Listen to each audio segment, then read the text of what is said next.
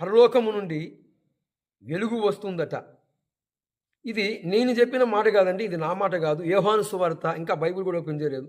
యోహాను సువార్త 1వ అధ్యాయం 9వ వచనములో రాయబడిన మాట. లోకములోకి ఒక వెలుగు వస్తుంది, ఆ వెలుగు అందరిని వెలిగిస్తానికే వస్తుంది అని స్పష్టంగా రాయబడి ఉంది. ఆ వెలుగే నన్ను వెలిగించింది. ఈరోజు ఈ మూర్ఖులు మాటలు విని ఎంతోమంది వారి జీవితాలని పోలీస్ స్టేషన్ల పాలు కావటానికి కారుకులు వీరే కదా. ఏమండి, క్రైస్తవము ఏమి నేర్పిస్తుంది? ఈరోజు యేసు ప్రభు వారి యొక్క మాటల వల్ల ఎంతోమంది జీవితాలు, ఎన్నో కుటుంబాలు, రౌడీస్పేటల్లో రకరకాలైన బలహీనతల్లో ఉండవారు, త్రాగుబోతు వాళ్ళు ఎంతోమంది మారి సాక్ష్యం ఇస్తూ ఉన్నారు. ఈరోజు రాజ్యాంగంలో ఉన్న మాటలని ఉల్లంఘిస్తూ మతాల మధ్య చిచ్చు పెడుతున్న వారు ఎవరయ్యా అంటే ఈ మూర్ఖులు కాదా? సమాజానికి వీరి వల్ల నష్టమే కలుగుతుంది, మేలేమైనా జరుగుతుందా? వారు చూడండి, వారు చెబుతున్న ప్రతి ఒక్క మాట మిడిమిడి జ్ఞానముతో చిన్న వయసులో ఉన్నవారు తీసుకొని, ఏమండి, మన సంస్కృతి, మన దేశ భాష ఏంటి?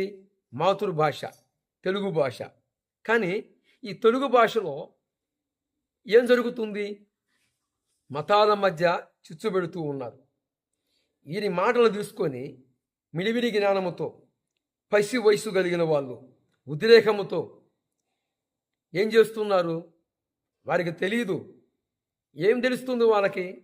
దేనికో దానికి ఒక బలహీనతకి లోనైపోయి ఈరోజు సభ్య సమాజంలో ఈ రీతిగా మతాల మధ్య చిచ్చు పెడుతున్న వ్యక్తులు ఎవరయ్యంటే నేను చెప్పిన వాళ్ళే. ఏమండి, కొద్దిగా ఆలోచించండి.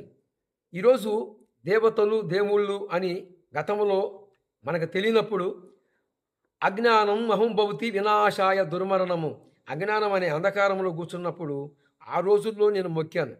కానీ ఈరోజు నా మనోనేత్రాలు వెలిగించబడ్డాయి. నేను మీకు చూపిస్తాను చూడండి. వీళ్ళ వల్లనే ఇవన్నీ బయటికి తీసుకురావాల్సి వచ్చింది. రాముని యొక్క రహస్యాలు చూడండి.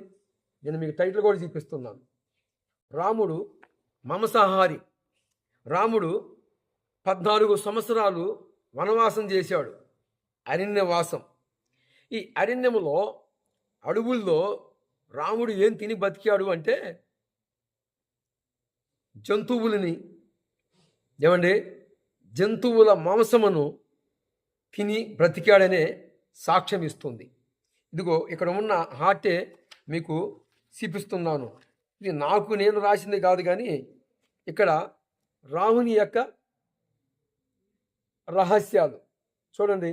మాంసమే బుధిస్తూ ఉన్నాడు. ఈ యొక్క రహస్యాలు బయటికి రావటానికి కారణం ఎవరు?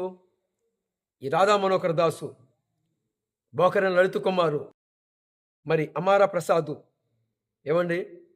కరుణాకర్ సుగుణ యేసు ప్రభు వారిని దూషించి యేసు ప్రభు వారి మీద అనేక రకాలుగా బురద జల్లాలని ప్రయత్నం చేశారు ఈ మూర్ఖులు.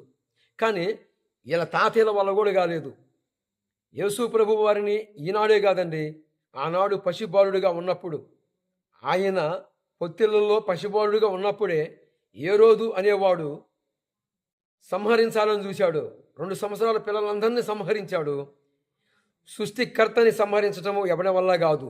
ఎందుకంటే సృష్టికర్తకి ఇంకా ఎంత, ఆయన సర్వాంతరయామి, సర్వ శక్తి కలిగిన వాడు. ఈయన తాతయ్యల వల్లే కాలేదు. క్రైస్తవాన్ని ఆపటము వీరి తాతయ్యల వల్లే కాలేదు. వీరి వల్ల అవుతుందా? కొద్దిగా ఆలోచించండి. యేసు ప్రభు వారులో ఏ లోపము లేదు. యోహాను సువార్త 8వ అధ్యాయము 46వ వచనములో నా యందు పాపమున్నదని ఎవడు స్థాపిస్తాడు? చెప్పండి. నా యందు పాపమున్నదని ఎవడు ఆరోపిస్తాడు అన్నప్పుడు ఒకడు కూడా గుండెజాల. ఇది ఎంత కూడా యేసు ప్రభు వారిలో మచ్చలేదనే పరిశుద్ధ గ్రంథమైన 66 పుస్తకాల గ్రంథం కలిగిన ఈ బైబిల్ గ్రంథం యేసు ప్రభు వారి గురించి సాక్ష్యం ఇచ్చింది. ఈ మూర్ఖులకి మంత్రాలు తెలియదు, శ్లోకాలు తెలియదు, పూజలు చేసిన వాళ్ళు కారు, కానీ మతాల మధ్య చిచ్చు పెడుతూ ఉన్నారు. ఈ మూర్ఖుల మాట విని ఈరోజు సువార్తను అడ్డగించాలి, సువార్తను ఆపాలి అని మిడిమిడి జ్ఞానముతో ఈరోజు రేవంత్ రెడ్డి, తెలంగాణ మంత్రివర్యులు రేవంత్ రెడ్డి మంచి ఒక జియోను పాజ్ చేశాడు. మతాల మధ్య ఎవడైనా చిచ్చు పెడితే వాడిని వెంటనే శిక్షించాలి అని ఒక జియో పాజ్ చేస్తున్నాడు. ఇలాంటి మంత్రివర్యులు కావాలి దేశానికి. రాష్ట్రము ప్రశాంతంగా ఉండాలి, దేశము ప్రశాంతంగా ఉండాలి అంటే ఒక నీతి పరిపాలన జరగాలి. అధికార పరములో ఉన్న వ్యక్తులు, అధికారుల్లో ఉన్న అధికారులు ఆలోచించాలి. ఈరోజు మతాల మధ్య చిచ్చు పెట్టడానికి కారుకులు ఎవరు?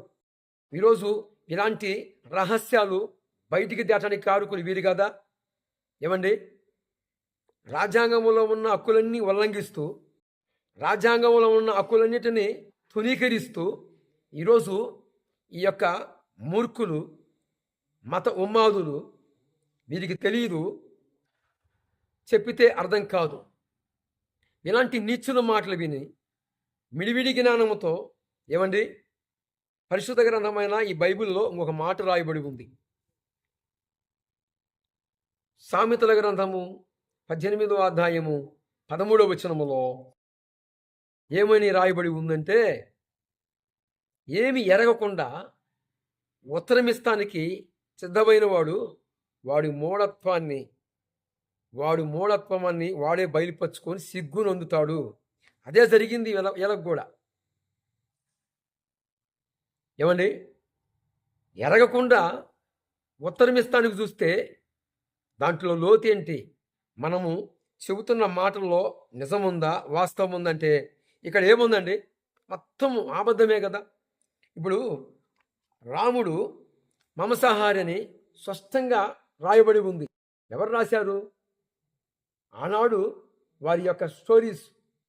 14 సంవత్సరాలు వనవాసములో అడవిలో ఆహారం తిని బతికాడు రాముడు, తెలిసిందే కదా.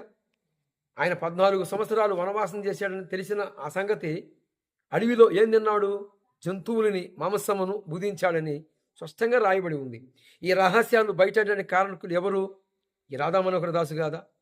ఈ కరుణాకర సుగుణ కాదా? పరిశుద్ధ గ్రంథమైన బైబిల్ని భయంకరంగా దూషిస్తూ ఉన్నారు. ఏమండి, నేను విగ్రహారాధన చేసి వచ్చిన వాడిని, నేను విగ్రహ సంబంధమైన ఆరాధన నుంచి వచ్చిన వాడిని. నా మనోనేత్రాలు వెలిగించబడిన తర్వాత ఈరోజు ఎన్నెన్నో పరిస్థితుల్లో ఎన్నెన్నో రకాలుగా ఇలాంటి వారిని ఎదుర్కొనటానికే మేము బరిలో ఉన్నాము, రంగంలో దిగి ఉన్నాం. నిర్గమాకాండము 17వ అధ్యాయము 8వ వచనములో ఇలా రాయబడి ఉంటుంది. మోషే అంటాడు, యెహోషువ, కత్తి బట్టి యుద్ధం చేసే వాళ్ళని తయారు చెయ్యి. రేపు నేను దేవుని పర్వతం మీదకి వెళ్ళి మొరపెడతా. క్రైస్తవులారా, దేవుని పక్షమున సంఘముల మీద దాడులు జరుగుతున్నాయి. ప్రార్థన అవసరమైతే కత్తి బట్టి యుద్ధం చేయడానికి కూడా సిద్ధంగా ఉండాలి. అంటే కత్తి పట్టముని కాదు, కానీ 2 అంచెల ఖడ్గమైన వాక్యం అనే ఖడ్గము ద్వారాగా మనము ఇలాంటి మత ఉన్మాదుల్ని జయిస్తాం. చెప్పకనే చెబుతున్నాడు. మోషే అన్నాడు, కత్తి బట్టి యుద్ధం చేసేవారిని సిద్ధం చేయి, ఏర్పాటు చేయి. నేను దేవుని పర్వతం మీదకి నేను మొరపెడతాను అన్నాడు. కత్తి అవసరమే, ప్రార్థన అవసరమే. అన్ని వేళలా ప్రార్థన అవసరము, కొన్ని సందర్భాలలో యుద్ధము కూడా అవసరమే. చెప్పకనే మనకు తెలియజేయబడుతుంది. ఇకనైనా మేలుకోనండి. ఇలాంటి మూర్ఖుల నోళ్ళు మూపిద్దాం. తప్పకుండా దేవుడు ఇలాంటి మతోన్మాదుల మనోనేత్రాలు వెలిగించాలి. వారు ఏం మాట్లాడారో అవన్నీ మీ ఎదుట ఉంచుతాను. అందుకే నేను ఇంకా చాలా రహస్యాలు ఉన్నాయి, అవన్నీ కూడా మీతో పంచుకుంటాను.